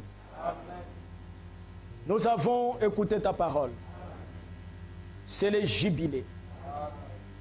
La trompette est venue pour la liberté. Tous ceux qui étaient esclaves du péché, je te prie, Seigneur, qu'ils soient libres. Ceux qui étaient esclaves de la colère, qu'ils soient libres. Esclaves, Seigneur, des conflits, des rancunes. Toutes ces choses, Seigneur, ne sont pas des vertus. Je te prie, Seigneur, de nous libérer de tout ça. Nous avons des requêtes derrière chaque main que nous te présentons. Seigneur, tu es réel. Tu as parlé et cette parole a été confirmée. Elle est aussi vraie en ce moment ici qu'elle l'était quand Frère Branham a prêché, qu'elle l'était quand Jésus a prêché. Ainsi, ceux qui sont malades, qu'ils soient guéris. Quiconque a levé sa main, Seigneur, pour un désir quelconque, que cela lui soit donné dans le nom de Jésus-Christ. Nous sommes libres. Quand la trompette sonnait, Seigneur, on ne payait rien. On retournait à sa propriété gratuitement. Et nous recevons gratuitement ce que tu as déjà acquis. Notre guérison, notre santé. Seigneur, je prie pour la sœur Badinga qui a des problèmes de santé. Nous avons prié ici, Seigneur, pour elle, mais il est écrit prier sans cesse. Nous voulons encore prier. Toi, Satan, nous venons en tant que l'Église du Dieu vivant. Nous venons pour user le droit légal qui nous a été donné par notre Seigneur. Il a dit que lorsque vous priez, si vous dites à cette montagne, ôte-toi de là et va dans la mer, ce que vous dites arrivera. Ainsi, en tant que l'épouse de Jésus-Christ, qui a reçu la visitation de l'ange, Satan, je t'ordonne, dans le nom de Jésus-Christ, toi, le démon qui empêche la sœur à respirer correctement, nous venons contre toi avec la parole de Jésus-Christ et nous te chassons de notre sœur. Que la guérison lui soit donnée. Qu'elle entende cette voix qui avait parlé à la piscine de Bethesda. Prends ton lit et marche. Et qu'elle se lève et qu'elle marche aussi. Merci Seigneur. Peu importe les problèmes pour lesquels on a prié, nous te prions de l'exaucer. Fortifie notre frère Dieudonné qui vient de perdre son grand frère.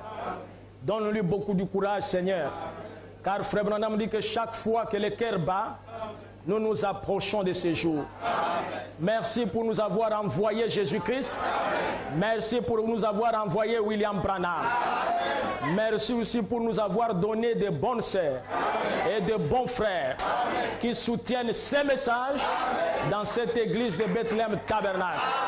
Merci de nous avoir envoyé aussi un bon pasteur.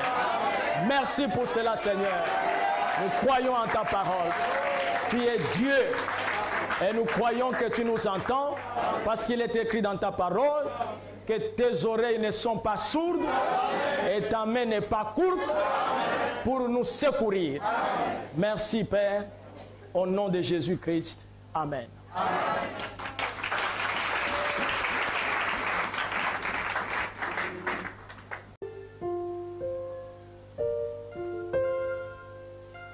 Ils viennent de l'Est et l'Ouest.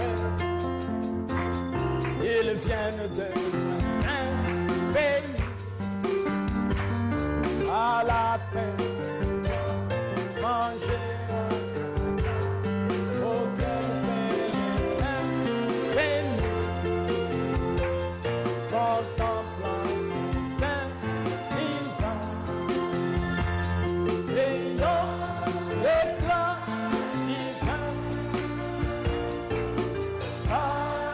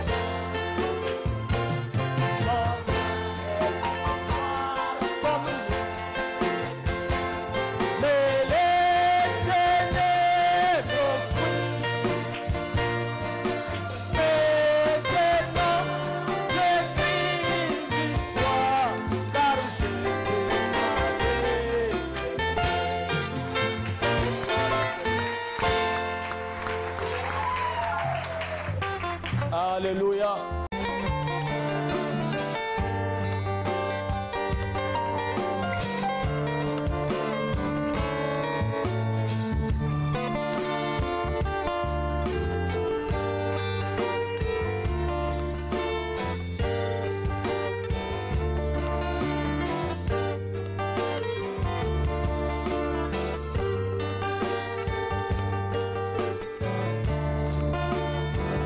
Oui, soit le jeu de mon moi, ta pensée exprimée dans ces temps de la fin.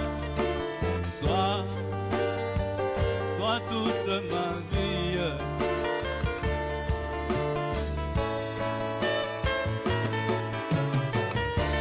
Soit le jeu de mon moi, ta pensée exprimée en ces temps de la fin.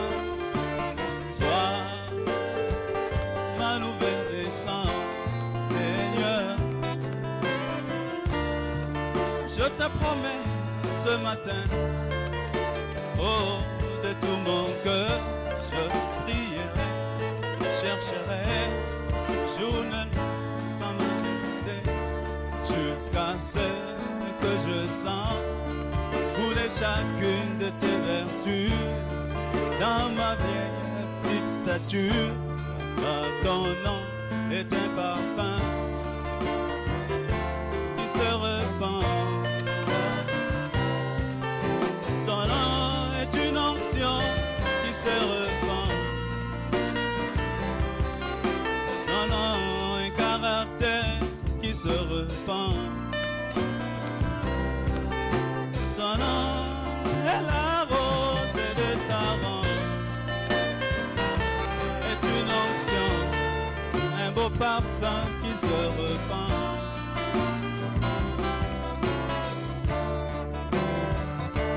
Sois le jeu de mon moi, ta pensée exprimée dans ces temps de la fin. Sois toute ma vie.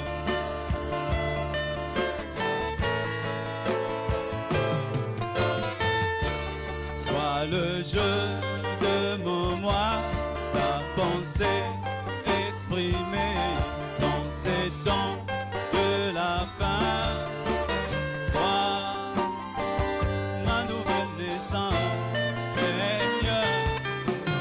Caché avec toi dans tes appartements, recevoir le baiser de ta bouche, le prophète. Je sortirai du banc, ivre de ton amour, exhalant ton odeur, en créant les écureuils, car ton nom est un parfum qui se répand. Ton nom est une onction qui se répand.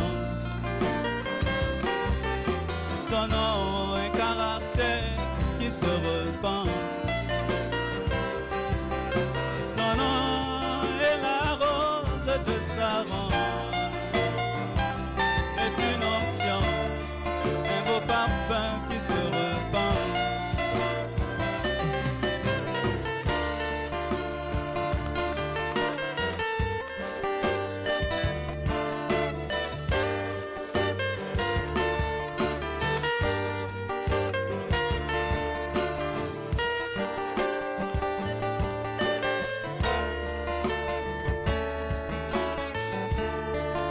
Le jeu de mon moi, ta pensée exprimée dans ces temps de la fin. Sois toute ma vie.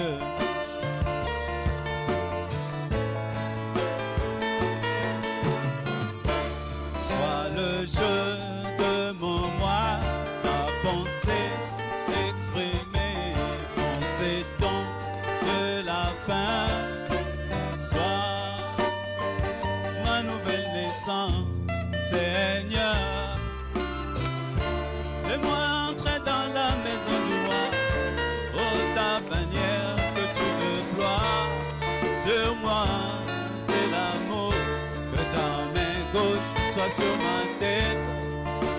ta droite m'embrasse, je sortirai balbutiant, ivre de ton amour, répandant ton odeur, parlant aux taureaux et aux abeilles, car ton nom est un parfum qui se répand. Ton nom est une onction qui se répand. Ton nom est un caractère qui se répand. Ton nom est la rose de Saron.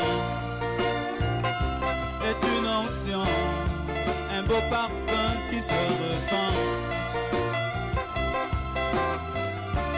Sois le jeu de mon moi, ta pensée exprimée dans ce temps de la fin. Sois toute ma vie.